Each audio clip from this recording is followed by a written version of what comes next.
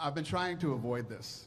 I said I was going to do it, and then I said I wasn't going to do it, and I've been fighting with myself. It's like, you know, it doesn't matter what we do, how many fights in a row we put on, how many times these guys perform. I mean, I was reading Twitter tonight, these people were ripping on the flyweight.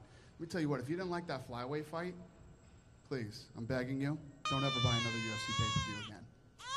Don't ever buy another one. I don't want your money. You're a moron.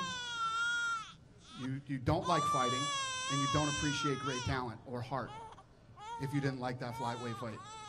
That kid fought his ass off tonight. Look at his face, going after a guy who was incredibly talented and picking him apart and moving and everything else. The kid never gave up. He went 5 strong rounds.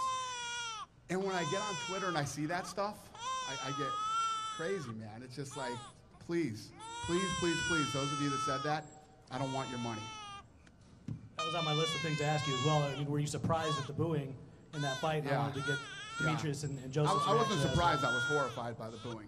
But you know what? It's like, I tell these guys when we go back into the, you know, after the weigh-ins are over, we go in the back room and we talk.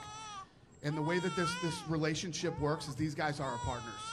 You know, we go in and we do all of this, that, and everything else, and everybody else, these guys go out and they deliver. And guess what? Every fight that you see in the UFC, 2 guys aren't going to run at each other and just start swinging like madmen. These 2 guys have worked their entire life to get to this point, and it's a 5-round title fight. Okay, if they can get the knockout or submission quick, sure, they're going to go for it. But if the guys are so talented, you have now the world champion right here and the second best guy in the world.